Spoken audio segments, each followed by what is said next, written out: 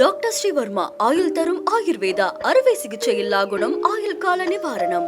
Branch express courier private limited domestic international cargo உங்கள் இல்லம் தேடி வந்து கொரியர் புக்கிங் டெலிவரி செய்து தரப்படும். காஷ்மீரில் இருந்து இயக்கப்படும் முதல் வந்தே பாரத் ரயில் சேவையை பிரதமர் நரேந்திர மோடி ஏப்ரல் மாதம் 19ஆம் தேதி தொடங்கி வைக்க உள்ளார். பயணிகளின் வசதிக்காக அதிவேக ரயிலான வந்தே பாரத் சேவையை மத்திய அரசு அதிக அளவில் இயக்கி வருகிறது. இந்த நிலையில் காஷ்மீரில் முதல் வந்தே பாரத் ரயில் சேவையை ஏப்ரல் 19ஆம் தேதி பிரதமர் நரேந்திர மோடி தொடங்கி வைக்கிறார். கத்ரா பகுதியில் இருந்து இந்த சேவை செயல்பட உள்ளது. மொத்தம் 272 கிலோமீட்டர் வரை இயக்கப்பட உள்ளது. பிள்ளைகளே, நன்றாக படியுங்கள், தைரியமாக விளையாடுங்கள், நியாயமான முறையில் வெல்லுங்கள் என முதலமைச்சர் மு.க.ஸ்டாலின் வாழ்த்து தெரிவித்துள்ளார். தமிழகத்தில் கால்பந்து விளையாட்டை ஊக்குவிக்கும் வகையில் இந்திய முன்னாள் வீரர்களை கொண்ட ஆல் ஸ்டார் அணியுடன் 2022ஆம் ஆண்டு உலகக்கோப்பையை வென்ற பிரேசில் அணி மோதிய காட்சி போட்டிகள் நடைபெற்றது. இந்த போட்டியினை துணை முதலமைச்சர் உதயநிதி ஸ்டாலின் தொடங்கி வைத்தார். இதுகுறித்து தனது எக்ஸ் தளத்தில் பதிவிட்டுள்ள முதலமைச்சர் மு.க.ஸ்டாலின், பிரேசில் லெஜண்ட் அணியும் இந்தியா ஆல் ஸ்டார் அணியும் மோதிய கால்பந்தாட்ட போட்டி சென்னையில் நடைபெற்றதாகவும் இதை காண மகிழ்ச்சியாக இருந்ததாகவும் பெருமிதத்துடன் தெரிவித்துள்ளார்.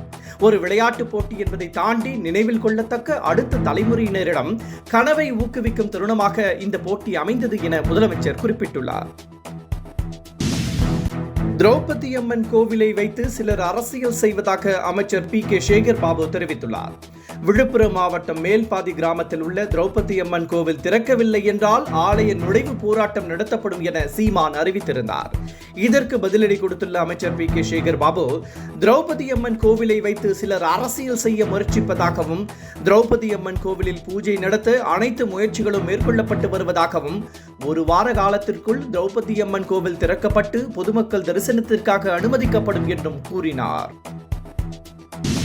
பிரதமர் நரேந்திர மோடி ஏப்ரல் 6ஆம் தேதி தமிழகம் வரும்போது அவருக்கு கருப்பு கொடி காட்டப்படும் என காங்கிரஸ் மாநில தலைவர் செல்வ பெருந்தகை அறிவித்துள்ளார். இது தொடர்பாக அவர் வெளியிட்டுள்ள அறிக்கையில் 100 நாள் வேலை திட்டத்திற்கான நிலுவைத் தொகை 4034 கோடி ரூபாயை மத்திய அரசு வழங்காமல் இருப்பதற்கு கண்டனம் தெரிவித்துள்ளார். மேலும் தமிழகத்தை மத்திய அரசு பல்வேறு வகையில் வஞ்சித்து வருவதாக அவர் குற்றம் சாட்டியுள்ளார். இந்த நிலையில் ஏப்ரல் 6ஆம் தேதி பிரதமர் நரேந்திர மோடி தமிழகம் வரும்போது அவருக்கு கருப்பு கொடி காட்டப்படும் என செல்வ பெருந்தகை அந்த அறிக்கையில் குறிப்பிட்டுள்ளார். தமிழகத்தில் ரம்ஜான் பண்டிகை இன்று வெகு விமர்சையாக கொண்டாடப்பட்டது. சிறப்பு தொழுகைகள் நடத்தப்பட்டு இஸ்லாமியர்கள் வாழ்த்துக்களை பரிமாறிக்கொண்டனர். இஸ்லாமிய மார்க்கத்தின் 50 கடமைகளில் ஒன்றான நோன்பு கடைபிடிப்பதை ரமலான் மாதத்தில் முஸ்லிம்கள் நிறைவேற்றி வருகின்றனர். அந்த வகையில் ரமலான் மாதம் நிறைவு பெற்று இன்று ரம்ஜான் பண்டிகை வெகு விமர்சையாக கொண்டாடப்பட்டது. மசூதிகள் மற்றும் பொது வெளிகளில் சிறப்பு தொழுகைகள் நடைபெற்றன. இஸ்லாமியர்கள் புத்தாடை அணிந்து இனிப்புகளை வழங்கி ஈகை திருநாள் கொண்டாடினர். முன்னாள் அமைச்சர் செங்கோட்டையன் மீண்டும் டெல்லி சென்றுள்ளதாக தகவல் வெளியாகியுள்ளது. இபிஎஸ்ஐ தொடர்ந்து மத்திய அமைச்சர் அமித்ஷாவை தொடர்ந்து செங்கோட்டையன் சந்தித்து பேசினார். அவர் அதிமுக ஒருங்கிணைப்பு வேளையில் தீவிரமாக ஈடுபட்டு வருவதாக கூறப்படுகிறது. அதே வேளையில் ஓபிஎஸ், சசிகலா, தினகரன் ஆகியோரை சேர்க்க இபிஎஸ் உறுதியோடு மறுத்து வருவதாகவும் சொல்லப்படுகிறது. இந்த நிலையில் அண்மையில் ரகசியமாக டெல்லி சென்று திரும்பிய செங்கோட்டையன் மீண்டும் தற்போது டெல்லிக்கு புறப்பட்டு சென்றுள்ளதாக தகவல் வெளியாகியுள்ளது. அவர் மீண்டும் அமித்ஷாவை சந்தித்து பேச இருப்பதாகவும் கூறப்படுகிறது.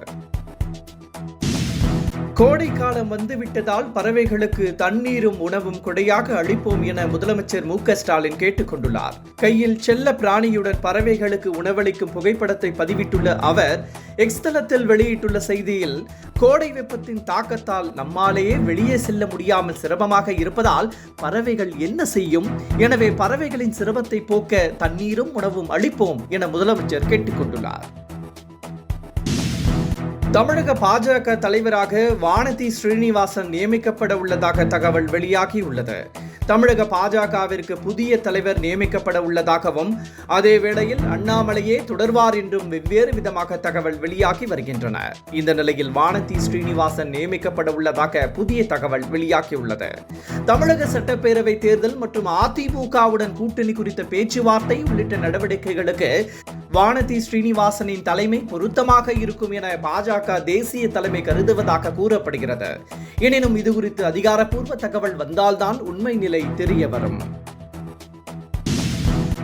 ஜீப்லி ட்ரெண்டாகி வரும் நிலையில் இபிஎஸ்ஸின் புகைப்படங்கள் அதில் இடம்பெற்றுள்ளன. அரசியல் தலைவர்கள், விளையாட்டு வீரர்கள், பிரபலங்கள் என வரும் புகைப்படங்கள் மக்களின் கவனத்தை ஈர்த்துள்ளன. இந்த நிலையில் இபிஎஸ்ஸின் புகைப்படம் வெளியாகி பரபரப்பை ஏற்படுத்தியுள்ளது.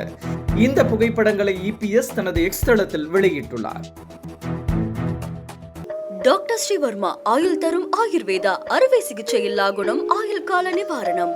Branch express courier private limited domestic international cargo உங்கள் இல்லம் தேடி வந்து கொரியர் புக்கிங் டெலிவரி செய்து தரப்படும். என்றும் உங்களுடன் மை இந்தியா. முக்கிய செய்திகளை உடனுக்குடன் தெரிந்து கொள்ள சப்ஸ்கிரைப் பண்ணுங்க, பெல் பட்டனை பிரஸ் பண்ணுங்க. என்றும் உங்களுடன் மை இந்தியா.